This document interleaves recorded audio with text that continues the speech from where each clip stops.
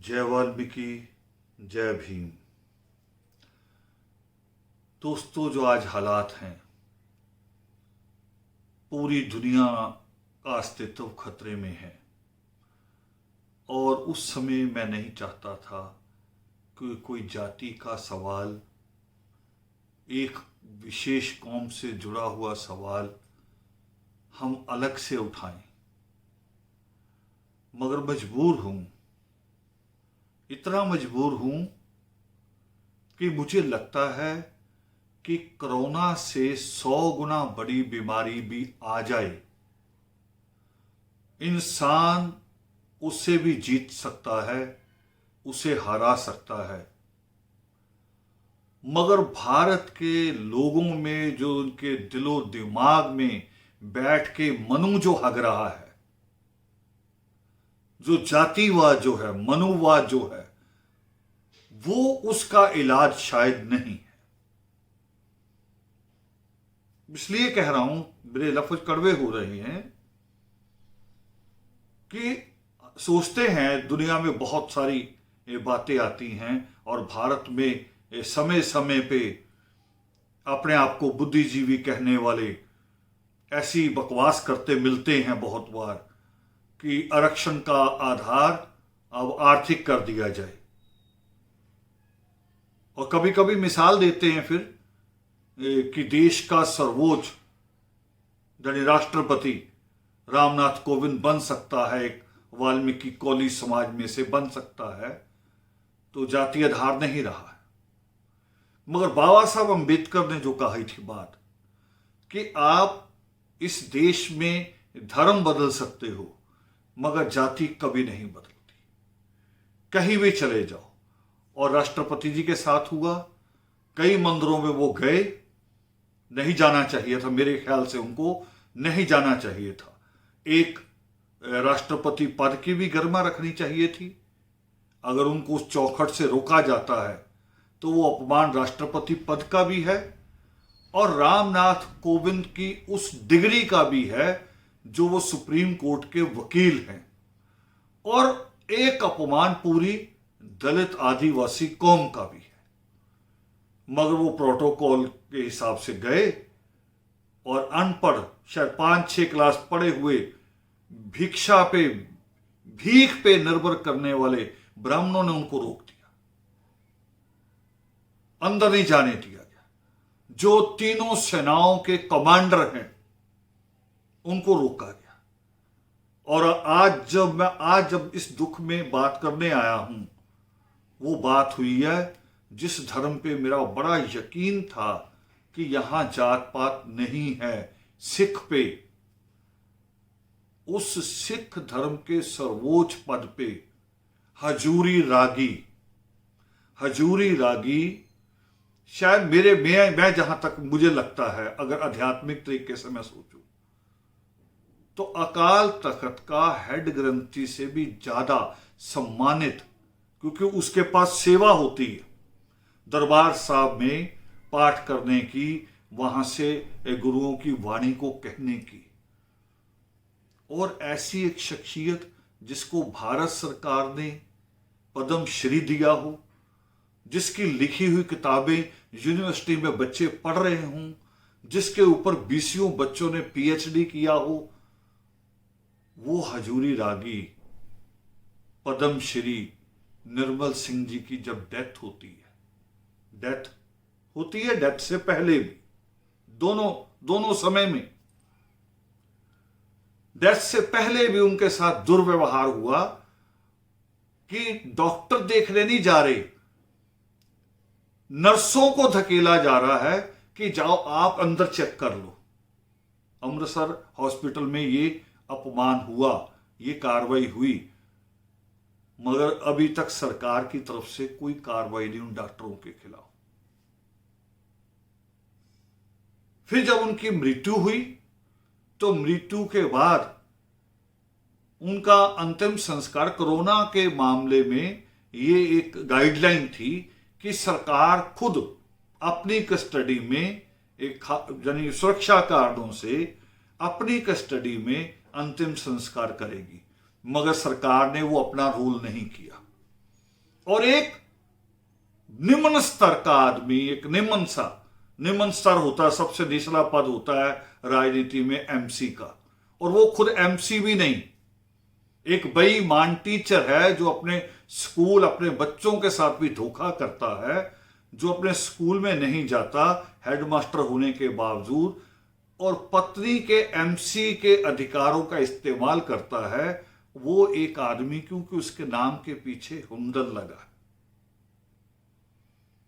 जाट होने का एक सिग्नल लगा है, पीछे सिंबल लगा है, और वो अंतिम संस्कार करने से रोकता है। और उस शख्सियत का जिसको दरबार साहब में सम्मान मिला, हजूरी रागी का, जिसको भारत सरकार ने सम्मान दिया पद्मश्री देकर, और जिसको शिक्षा के केंद्रों में जिसकी किताबें पढ़ाई जाती हैं, उसको अंतिम संस्कार नहीं करने दिया। और ये पहली बार नहीं हो रहा, कई बार बॉर्डर पे मरने वाले फौजी अगर वो दलित समाज में से हैं, उनकी भी डेड बॉडी को लेके यही कुछ भारत में हुआ। और हम सोचते हैं कि बाबा साहब भीमराव अंबेडकर का संविधान एक ना एक दिन संपूर्ण लागू होगा तो सब ठीक हो जाएगा, मगर वो संपूर्ण लागू होने के बावजूद भी लागू करने वाले लोग जो मनुवाद से ग्रस्त है, जातिवाद से ग्रस्त है, उनसे कैसे उम्मीद की जाएगी। इसीलिए शायद पंजाब के लोग हैं वो कई बार बड़े अदब से कहते हैं वाल्मीकि अनंत के लिए भी सिर ढक लो। मैं पूछता हूं कहां से सीखा? गुरुद्वारे से सीखा। और आज मुझे लग रहा गुरुद्वारे ने खुद नहीं सीखा, जो लोग गुरुद्वारे को चला रहे हैं उन्होंने खुद नहीं सीखा। और शर्मनाक बात बता रहा हूं, क्यों कह रहा हूं ये बात। फिल्म आई एक चार साहिबजादे, और दोस्तों मैं सिनेमा में बहुत लंबे समय से नहीं जाता, मगर जब वो फिल्म आई तो मैं अपने बच्चों को साथ लेके, परिवार के सारे बच्चों को साथ लेके देखने के लिए गया, क्योंकि मैं अपने बच्चों को दिखाना चाहता था कि गुरु साहब ने किस तरह से अपने बच्चे कुर्बान किए। मगर देखता क्या हूं उसमें, और बड़े बड़े बुद्धिजीवियों के नाम आ रहे थे स्क्रीन के ऊपर कि किन किन की राय ली गई इस फिल्म को बनाते वक्त, किस किस से मशवरा किया गया, सबके नाम आ रहे थे, बड़े बड़े खालसे नाम आ रहे थे। मगर जब फिल्म देखी और गुरु तेग बहादुर का शीश लाने का काम जिसने किया, उस अमर शहीद बाबा जीवन सिंह का नाम नहीं लिया गया। छोटे छोटे नाम लिए गए, गतका सिखाने वाले उस्ताद का नाम, घोड़ा चलाने वाले उस्ताद का नाम, और जिसने लाज बचाई, गाया हमारे यहां भजन लोगों ने लिखी हुई, इसके ऊपर लाइनें लिखी थी, गाई जाती है हमारे मंच पे भी, अमर शहीद बाबा जीवन सिंह की कुर्बानी पे कि किसे दी मुझ खड़ी ना हुंदी, कोई भी टिक्का लांदा ना, जेकर बाबा जीवन सिंह दिलियों शीस ले आंदा ना। उनका नाम नहीं लिया गया। और अभी वीडियो देख रहा था मैं, एक बड़े संत हैं जो श्रोमणी कमेटी को भी चैलेंज करते हैं, टंडरिया वाले, रंजीत सिंह टंडरिया वाले। मुझे लगा ये इंसान कोई अच्छी बात कहेगा, मगर उसको सुना मैंने, मसला उठाया ज्ञानी जी का, उसने ज्ञानी निर्मल सिंह जी का मसला उठाया, मगर उठाया कैसे? जो उसकी अपनी निजी दुश्मनी है। श्रोमणी कमेटी पे ये सवाल उठाए कि श्रोमणी कमेटी ने अपना हॉस्पिटल क्यों नहीं बनाया। बनाया होता तो ज्ञानी जी के साथ ऐसा नहीं होता। नहीं दोस्तों, तब भी होता। आप ये देखिए, अगर साफ देख पा रहे,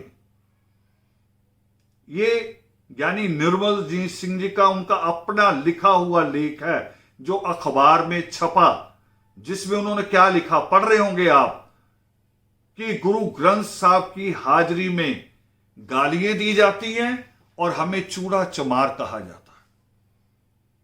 तो श्रोमणी कमेटी अगर अच्छा हॉस्पिटल बना भी लेती, तब भी ज्ञानी जी के साथ यही होना था। यही होना था उनके साथ।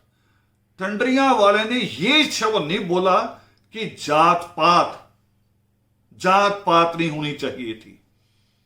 ये नहीं कहा कि वो हजूरी रागी थे और ये पूरे सिख धर्म का अपमान है, और सवाल खड़ा हो रहा है पूरे सिख धर्म पे कि पूरा धर्म में क्यों उबाल नहीं आ गया।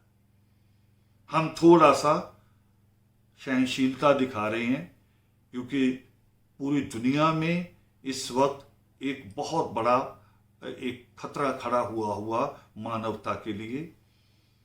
हम उस लॉकअप को तोड़ना नहीं चाहते, मगर मेरा यह संदेश है और मेरा ये कहना, समझ ले इसको प्रेम से, प्यार से, नहीं तो लॉकअप जिस दिन खत्म होगा, अगर उस एमसी के खिलाफ, उसके साथ जो जुंडली थी उन, और जो डॉक्टर थे जो देखने नहीं गए निर्मल जी सिंह जी को,